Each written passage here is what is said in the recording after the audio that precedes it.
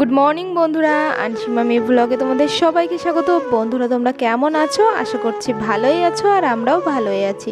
তো বন্ধুরা, আজকে তো শনিবার, আর এখন ঘড়িতে বাজে হলো সকাল 9টা। তো এখন থেকেই তোমাদের সাথে নিয়ে আমি আমার ব্লগটা স্টার্ট করছি, আর আশা করছি আজকের ব্লগটাও তোমাদের অন্য দিনের মতো ভালোই লাগবে। তো স্কিপ না করে পুরোটা ব্লগে আমার সাথে থেকো। তো সকালবেলা দেখো, এখন পুজো টুজো দিয়ে ব্লগটা আমি স্টার্ট করলাম। আর আজকে যেহেতু বলেছে আজকে শনিবার, আজকে যাবো হলো হনুমানজির কাছে পুজো দিতে, হনুমান মন্দিরে। তো এইদিকে দেখো, আমি পুজো টুজো কমপ্লিট করে এই যে ঘরে যা যা ছিল, প্রদীপ দিশলাই, মানে আগে খুঁজে দেখলাম আর ঘরে পুজোর কি আছে, তো এইগুলো ছিল। তো সেইগুলো নিয়ে যাচ্ছি, আর যা বাদ বাকি জিনিস সেইগুলো আমি বাইরের থেকে কিনে নেব। আর এইদিকে মাম্মা আমার দিদা দোকানে গেছিলো, আর দেখো তো এই যে চলে এসেছে। আর মাম্মাম আমাকে দেখেই বলছে যে আমি যাব। তো মাম্মামকে বললাম, মাম্মাম তুমি তো এখনও স্নান করোনি, তো তুমি স্নান টান করে রেডি হয়ে নাও, আমি তোমাকে নিয়ে যাব। তাই বলে বেরিয়ে। আর এইদিকে দেখো, আমাদের দোকানের পাশে যে কিরানা দোকানটা আসে, সেই দোকানে এসেছি তিলের তেল, তারপরে নারকেল, এইগুলো নেব বলে। তো সেখান থেকে এই যে তিলের তেল আর নারকেল নিয়ে আমি এই যে চলে গেলাম একটা মিষ্টির দোকানে। মিষ্টির দোকান থেকে লাড্ডু নেব। তোমরা তো জানোই আমি পুজো দিতে গেলে গুনে গুনে 5টা লাড্ডু নিয়ে যাই, সেই যেদিন প্রথম গেছিলাম। তো সেই দিন থেকে তো চলো, এখন লাড্ডু নেওয়া তো কমপ্লিট হয়ে গেল। এই দেখো, খালি পায়ে হেঁটে হেঁটে যাচ্ছি। আর মানে 9টার বেশি বেজে গেছে। তো আর মানে এখানে 9টার বেশি বাজলেও বাইরে যে কি রোদ, মানে পাটা পুরো পুড়ে যাচ্ছিল, মানে এত রোদ উঠেছে আর এত গরম হয়েছে। তো যাই হোক, এইদিকে দেখো মন্দিরের সামনে চলে এসেছি। আর মন্দিরের সামনে যেই ফুলের দোকানটা না, তো সেই দোকান থেকে দেখো আমি ফুল নিয়ে নিলাম। তো এখন যাবো হলো পুজো দিতে। আর পুজো তো দিয়ে আমার কমপ্লিট হয়ে গেছে। আজকে না অনেকটা দেরি হয়ে গেছিলো। আর জানো তো, আজকে অনেক ভিড় হয়েছিল, তার জন্যেই এত দেরি হয়ে গেল। আর আমি মানে পুজো দিতে যখন গিয়ে দেখি কি এত ভিড়, তখন মনে মনে ভাবছিলাম যে আজকে হয়তো ভালো দিনেই পুজো দিতে এসেছি, কারণ এত ভিড় যখন সবাই এসেছে তাহলে মনে হয় দিনটা ভালোই। তো যাই হোক, বাড়িতে এসে দেখি কি মাম্মাম জলের মধ্যে স্নান করছে। আমি বলে গেছিলাম না স্নান করো, তারপরে তোর দিদা না ওকে ঠেকাতেই পারিনি, ও মানে জেদ ধরেছে স্নান করতে যাবে তো যাবেই। তো যাই হোক, মন্দির থেকে মাম্মামের জন্য আর ওর বাবার জন্যে টিকা নিয়ে এসেছিলাম, মানে ঠাকুরের গায়ে যেই মানে যেই রঙটা লাগানো থাকে না, ওইখান থেকে নিয়ে এসেছিলাম। তো তারপরে তো মাম্মাম স্নান করে মাম্মামকেও পরিয়ে দিলাম, আর তারপরে আমার বরকেও পরিয়ে দিলাম। আর তারপরে না আমি তাড়াতাড়ি করে রান্নাটা করে নিয়েছিলাম। কি বলো তো, আমি জানতাম যে একটু দেরি হবে, পুজো টুজো দিতে যাবো, সেই জন্য সকালবেলা ঘুম থেকে উঠেই আটা মেখে রেখেছিলাম। তারপরে ডাল, মটরের ডাল সিটি মেরে রেখেছিলাম। আমার বর একদিন বলছিল মটরের ডাল দিয়ে রুটি খেতে ভালো লাগে, সেই জন্যই আজকে রান্না করলাম। আর জানো তো, আমার মানে একদম সিম্পল রান্না করেছি, শুধু ফোড়ন দিয়ে। তো কী হয়েছে বলো তো, আমার বর যখন খাচ্ছে তখন বলছে এরকম সিম্পল কি ভাল লাগে, একটুখানি মশলা টশলা মানে আদা জিরে দিয়ে কষিয়ে তারপরে রান্না করবে, সেটা ভাল লাগে। তো সেইটা শুনে না আমার হঠাৎ করে মনে পড়েছে, আমি তাড়াহুড়োর জন্যে মানে শুধু শুকনো লঙ্কা আর তেজপাতা ফোড়ন দিয়েছি। আমি পাঁচফোড়নটা বা জিরেটা মানে আমি পাঁচফোড়ন দিতাম, তো সেটা না দিতেই ভুলে গেছি। তো যাই হোক, আমি যখন স্নান করেছিলাম তার আগে জামাকাপড়গুলো ধুয়ে দিয়েছিলাম, কিন্তু মেলার আর টাইম পাইনি। তো সেই জন্যে খেয়ে দিয়ে একেবারে গোছগাছ হয়ে তারপরে এখন জামাকাপড়গুলো মেলে দিচ্ছি। মা, মাসে আসো, পাপা কি বাজার এনেছে দেখি। দেখো তো দেখো তো, বাবা তোমার পাপা বাজার করে না কত বাজার নিয়ে এসেছে। এই যে শাক নিয়ে এসেছে, কি শাক দিল? এই যে টক শাক মনে হচ্ছে তো। হ্যাঁ, টক শাক না, টক শাক। কি টমেটো নিয়ে এসেছে, ওরে বাপরে, কি নিয়ে এসেছে, কি নিয়ে এসেছে দেখো তো বেবি। এই যে টমেটো, এবার তোমাদের ফ্রুট নিয়ে এসেছে। হ্যাঁ, এই যে বিনস নিয়ে এসেছে, কত বাজার করে নিয়ে এসেছে। কালকে রবিবার আমি বাজার করতে যাব, আগের থেকে দেখো তো শপিং মলের দামি দাম দিয়ে দিয়ে নিয়ে এসেছে বেশি বেশি। দেখো, কালকে রবিবার আমি যাব বাজার করতে। এই দেখো একটা মামা, এটা ওয়াটারমেলন নিয়ে এসেছে। দেখো, এই দেখো ওয়াটারমেলন। তুমি খাবে ওয়াটারমেলন? টমেটো খাবো, খুব খুশি তুমি। এত বাজার এনেছে বাবা, খুব খুশি। একা একা খাবা? আর আজকে না জানো তো, সকালবেলা ইচ্ছা করেই ডাল রুটি বানিয়েছি, কারণ দুপুরবেলায় রান্না করব, সেই রান্না করলে সেই রান্নাতেই দুপুরে আর রাত্রে হয়ে যাবে। কি হয়েছে বলো তো, আমি সেই মেডিকেলে ক্লিনিকে যাই না, তো কালকের থেকে যাওয়াটা স্টার্ট করেছিলাম, কালকের তো কোনো ব্লগ করিনি। তো সেই জন্যে না কী হয়েছে বলো তো, আমি মানে এখন তো অনেক মানে আমাদের এইদিকে তো সন্ধ্যা অনেক লেট করে হয়, আর 5:30 6টার দিকেও ভালোই রোদ থাকে। তো আমি 6টার দিকে গিয়েছিলাম আর আস্তে আস্তে 9:30 বেজে গেছিলো।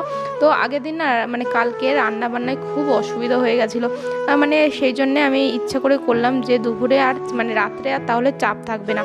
তো যাই হোক, এইদিকে দেখো দেখতে দেখতে আমার রান্নাটা হচ্ছে। আর এইদিকে দেখো আমি বিনস দিয়ে আলু দিয়ে ভেজেছি, তারপর সজনের ডাঁটা আলু দিয়ে সর্ষে বাটা রান্না করেছি।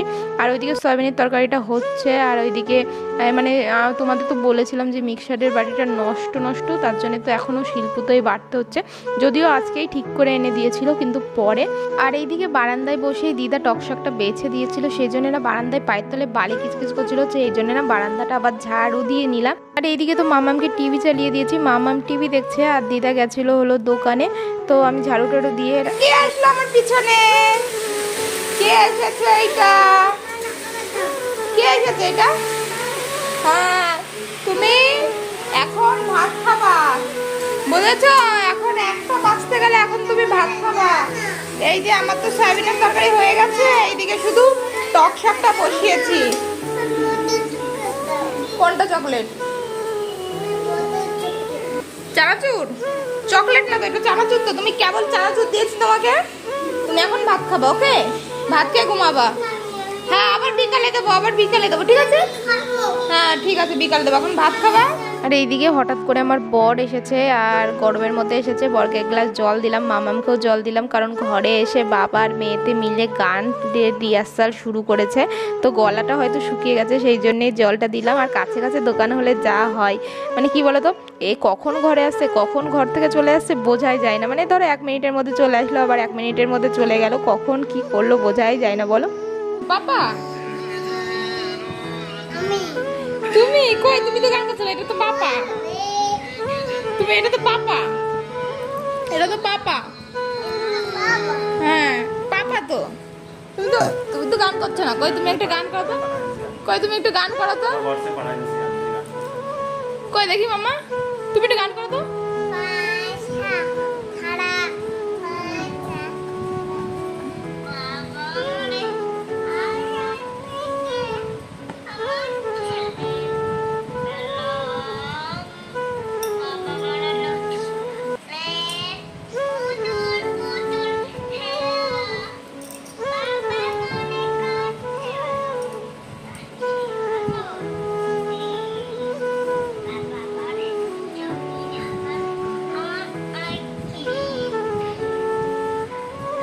সুন্দর গান করেছো মাম্মাম তুমি, আমি কি বলছি, তুমি তো খুব সুন্দর গান করেছো বেবি, তুমি তো আমার কিউট বেবি, তো কিউট বেবি।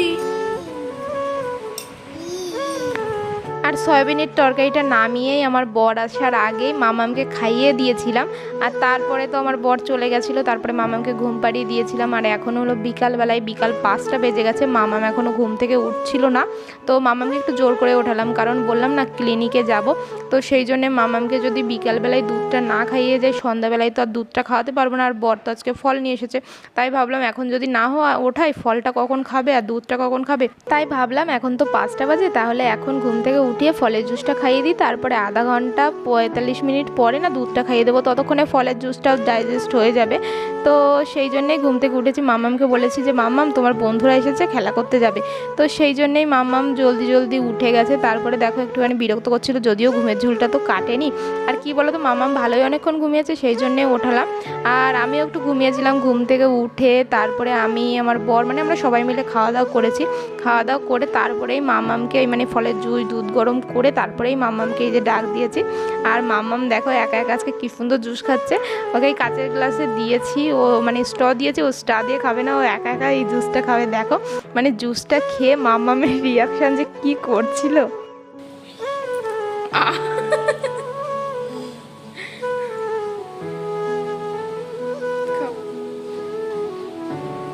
খাও খাও দেখি, আরেকবার খাও দেখি কেমন করো।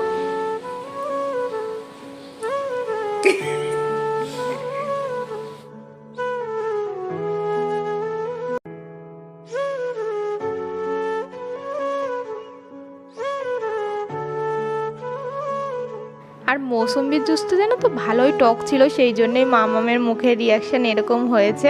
আর এদিকে দেখো মামামকে তো জুস টুস খাইয়ে এখন মাথায় তেল দিয়ে দিচ্ছি। আর তেল দিয়ে ভালো করে চুল বেঁধে দেবো, একটু বেশি করেই তেল দিয়ে দিয়েছি, যে কারণ কালকে শ্যাম্পু করে দেবো। আমি দেখো না তেল নিয়ে সবসময় থাকি না, যেই দিন শ্যাম্পু করব তার আগের দিন হলো আমি তেল নিই, সেই জন্যই মামামকে আজকে একটু বেশি করে, যদিও এত বেশি করে তেল দিতে চাইনি আমি, মানে বেশি হয়ে গেছে, মানে এমন বেশি হয়ে গেছে যে মনে হচ্ছে মুখ দিয়ে বেয়ে বেয়ে পড়ছে।